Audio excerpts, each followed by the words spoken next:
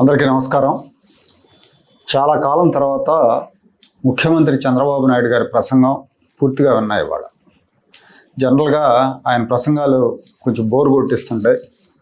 టీవీలో కొంతసేపు వాచ్ చేసిన తర్వాత ఆపేస్తుంటాను నేనైతే. తర్వాత పేపర్లో చూడొచ్చాను, లేదంటే తర్వాత ఏదో ఒక సైట్లో చూడొచ్చు అన్నట్టు ఆపేస్తూ ఉంటాం. కానీ ఇవాళ ఆయన ప్రసంగం అలా లేదు. ఆంధ్రప్రదేశ్ ఫ్యూచర్ ఎలా ఉండబోతుందో ఆయన విజువలైజ్ చేస్తూ చెప్పారు. క్వాంటమ్ టాక్ బై సిబిఎన్ కార్యక్రమం చూసిన సునిశ్చిత దృష్టి కలిగిన వాళ్ళకి ఎవరికైనా ఈ దేశంలో రాజకీయ నాయకుల్లో చంద్రబాబు నాయుడు ఎందుకు భిన్నమైన వాడో అర్థమవుతుంది. ఆయన మొన్న 24లో సీఎం అయిన తర్వాత అమరావతిలో క్వాంటమ్ వ్యాలీ ఏర్పాటు చేస్తున్నాం అని ప్రకటించే వరకు చాలామందికి క్వాంటమ్ గురించి తెలియదు. రాజకీయ నాయకులకైతే అసలే తెలియదని చెప్పాలి. అసలు క్వాంటమ్ అంటే ఏంటో కూడా వాళ్ళకి తెలిసి ఉండదు. ఈ దేశంలో ఏ రాజకీయ నాయకుడికి కూడా. ప్రపంచం మొత్తం మీద 2, 3 క్వాంటమ్ పరిశోధన కేంద్రాలు ఉన్నాయి. ఇప్పుడు భారతదేశంలో తొలి క్వాంటమ్ పరిశోధన కేంద్రం, క్వాంటమ్ కంప్యూటింగ్ సిస్టమ్ అమరావతిలో ఏర్పాటు చేస్తున్నామని చంద్రబాబు నాయుడు గారు ప్రకటించారు ఆయన గెలిచిన తర్వాత. ఆ తర్వాత కర్ణాటక ప్రభుత్వం మేము కూడా క్వాంటమ్ సెంటర్ ఏర్పాటు చేస్తున్నామని కర్ణాటక ప్రభుత్వం ప్రకటించింది. కానీ అడుగు ముందుకు పడలేదు. వాళ్ళు ఏదో అంటే ఐటీ రంగంలో ముందున్నాం కాబట్టి క్వాంటంలో ఏపీ ముందుకెళ్తే ఎలా మేము వెనకబడతామని అనౌన్స్ చేసినట్టుగా ఉంది అది. కానీ ఏపీ ప్రభుత్వం మాత్రం క్వాంటమ్ ట్రైనింగ్ ప్రోగ్రాం మొదలుపెట్టింది. శిక్షణ కోసం 54,000 మందికి పైగా విద్యార్థులు, ఐటీ రంగ నిపుణులు పేర్లు నమోదు చేసుకున్నారు ఆన్లైన్లో. ఇందులో 50% పైగా మహిళలు. క్వాంటమ్ ప్రోగ్రాం మీద చంద్రబాబు నాయుడు గారు ఇవాళ ఆన్లైన్లో ట్రైనింగ్ పేర్లు నమోదు చేసుకున్న విద్యార్థులతో, అలాగే కొంతమంది ప్రైవేటు సంస్థల ప్రతినిధులతో మాట్లాడారు. అమరావతి క్వాంటమ్ వ్యాలీ మీద, ఏపీ గ్రోత్ హబ్స్ మీద చంద్రబాబు నాయుడు ఒక ప్రజెంటేషన్ ఇచ్చారు. క్వాంటమ్ టెక్నాలజీ లక్ష్యాలు, అభివృద్ధికి సంబంధించిన రోడ్ మ్యాప్ని ఆయన వివరించారు. చాలా అద్భుతంగా వివరించారు. ఈ కార్యక్రమంలో వైసర్, క్యూబిట్ సంస్థల ప్రతినిధులు, ఐఐటి చెన్నై, ఐఐటి తిరుపతి డైరెక్టర్లు, కేంద్ర సైన్స్ అండ్ టెక్నాలజీ కార్యదర్శి వీళ్ళంతా కూడా పార్టిసిపేట్ చేశారు. చాలా ఆసక్తిగా విన్నారు చంద్రబాబు నాయుడు గారు చెప్పేది. రాబోయే రోజుల్లో ఎలా డెవలప్ చేస్తున్నాం, అమరావతిని క్వాంటమ్ కంప్యూటింగ్ కేంద్రంగా ఎట్లా చేస్తాం, ఏపీని క్వాంటమ్ వ్యాలీగా ఎలా మారుస్తాం అనేది చాలా క్లియర్గా, స్పష్టంగా చంద్రబాబు నాయుడు గారు ఆయన ఆలోచనలను పంచుకున్నారు. మీరందరూ రేపటి గురించి ఆలోచిస్తే నేను 20 ఏళ్ళు ముందుకెళ్ళి ఆలోచిస్తానని చంద్రబాబు నాయుడు చెప్పటం ఆయన విజన్కు నిదర్శనం. ఆ విజన్ను ఇవాళ ఏ నాయకుడు కూడా అందుకోలేడు. ఊరికే ట్రోలింగ్ చేసేవాళ్ళు, ఎగతాళి చేసేవాళ్ళు చేస్తుంటారు, కానీ ఎవరు కూడా ఆయన విజన్ అందుకోలేరు. పదే పదే చంద్రబాబు నాయుడు వయసు గురించి మాట్లాడే జగన్మోహన్ రెడ్డి లాంటి వాళ్ళు అయితే ఇంకో జన్మెత్తినా కూడా ఆ విజన్ను అందుకోలేరు. సాధ్యం కాదు.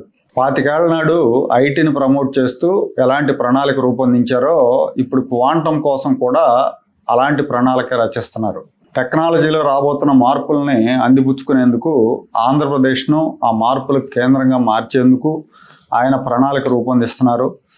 ఆంధ్రప్రదేశ్లో quantum, artificial intelligence, deep tech కంపెనీలకు అవసరమైన నైపుణ్యం ఉన్న హ్యూమన్ రిసోర్సెస్ను డెవలప్ చేసే పనిలో చంద్రబాబు నాయుడు ఉన్నారు.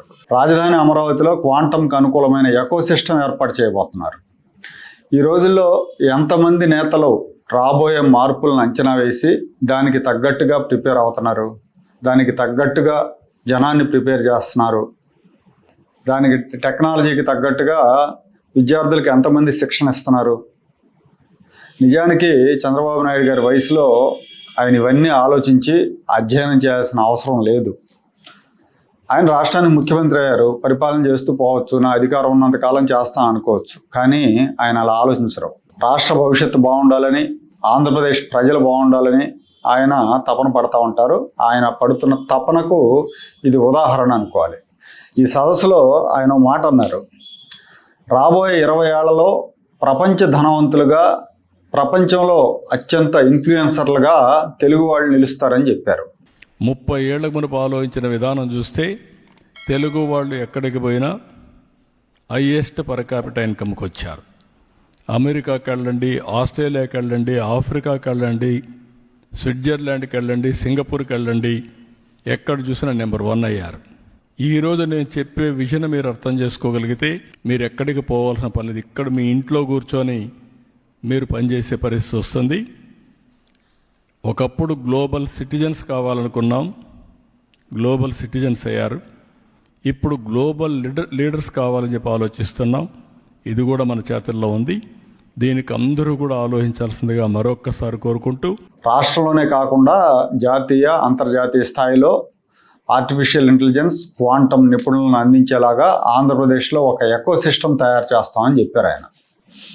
అమెరికాకు సిలికాన్ వ్యాలీ లాగే భారత్ క్వాంటమ్ వ్యాలీగా అమరావతిని తీర్చిదిద్దుతున్నామని చెప్పారు.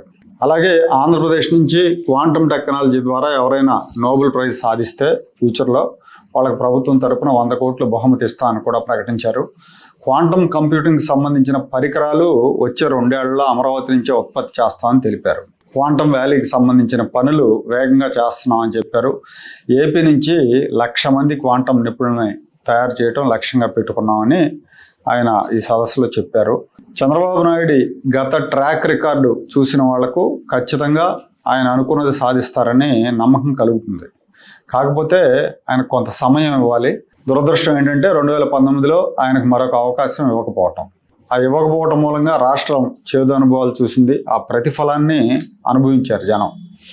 ఆయన 20 ఏళ్ళు ముందుకు ఆలోచిస్తారు, మనమేమో అంత దూరం ఆలోచించాం. ఆయన కృషి ఫలాలు అనుభవించేటప్పుడు గుర్తిస్తాం, ఓహో అప్పట్లో చంద్రబాబు చెప్పాడు కదా అని. ఖలేజా సినిమాలో రావు రమేష్తో ఒక డైలాగ్ ఉంటుంది, అద్భుతాలు జరిగేటప్పుడు ఎవరో గుర్తించరని. అలాగే చంద్రబాబు అద్భుతాలు చేసేటప్పుడు ఎవరో గుర్తించరు, పైగా విమర్శిస్తారు కూడా. గతంలో హైదరాబాద్లో ఐటీ డెవలప్ చేసేటప్పుడు ఎవరు గుర్తించలేదు, విమర్శలు చేశారు. వ్యవసాయ భూములు లాక్కుంటున్నారన్నారు, కంప్యూటర్లు కూడు పెడతాయన్నారు, తక్కువ ధరకే ప్రైవేట్ కంపెనీలకు భూములు ఇస్తున్నారని విమర్శలు చేశారు. ఇప్పుడు ఇవాళ చూస్తే సీన్ కట్ చేస్తే 25 ఏళ్ల తర్వాత ఐటీ రంగంలో హైదరాబాద్ స్థానం ఎలా ఉందో మనం చూస్తున్నాం. ప్రపంచం గుర్తించింది హైదరాబాద్. ఆయన ప్రతి కుటుంబం నుంచి ఒక కంప్యూటర్ ఇంజనీర్ రావాలి అని ఆయన అప్పట్లో అంటే గేల్ చేశారు అందరూ. ఇవాళ ఒకరు కాదు, ప్రతి కుటుంబం నుంచి 2 ఇంజనీర్లు ఉన్నారు, సాఫ్ట్వేర్ ఇంజనీర్లు. కంప్యూటర్లే కూడు పెడుతున్నాయి చాలా చోట్ల. మధ్యతరగతి ఇవాళ దిగువ మధ్యతరగతి సుఖంగా ఉందంటే దానికి కారణం ఇదే, ఐటీ విప్లవమే. రేపు క్వాంటమ్ వ్యాలీ కూడా ఇలాగే డెవలప్ అవుతుంది. చంద్రబాబు నాయుడు కేవలం రాజకీయ నాయకుడు కాదు, ఆయన భవిష్యత్తును అంచనా వేయగలిగిన సామర్థ్యం ఉన్న నాయకుడు. ఆయన ఈ తరానికి ఆయన పాత్ర నాయకుడు కావచ్చు. వీళ్ళందరూ ఆయన పాత్ర నాయకులే పాత్యంత కాపచ్చడానికి ఉంటారు, కానీ ఆయన ఆధునికతకు, టెక్నాలజీకి, అభివృద్ధికి ప్రతిబింబం. ఏ యువ నాయకుడు కూడా ఆయనలాగా తను మార్చుకోలేడు, నేర్చుకోలేడు. ఇప్పటికీ ఆయనతో పోటీ పడలేరు. స్టిల్ ఇప్పటికి కూడా ప్రజలకు మెరుగైన సౌకర్యాలు అందించి మంచి సమాజాన్ని నిర్మించాలంటే మొదట్లో కొన్ని ఇబ్బందులు ఉంటాయి. ఆ ఇబ్బందులని మనం తట్టుకోలేము, మనం ఓర్చుకోలేము అనమాట. సహజంగానే ఏంటంటే మార్పుల్ని మనం ఇష్టపడం. అందుకే ఆయన 5 ఏళ్ళకి ఒకసారి ఓడిస్తూ ఉంటారు జనం, దానికి ప్రతిఫలం చెల్లిస్తూ ఉంటారు. కొంచెం ఓర్పుతో చంద్రబాబు నాయుడుకి తగిన సమయం ఇస్తే ఖచ్చితంగా ఆంధ్రప్రదేశ్ని దేశంలో టాప్ స్టేట్గా మారుస్తారు. ఆ సత్తా ఆయనకుంది.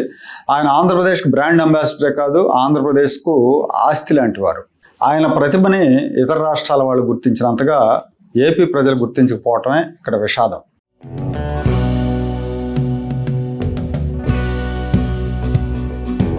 Like, share and subscribe to Rajaniti channel.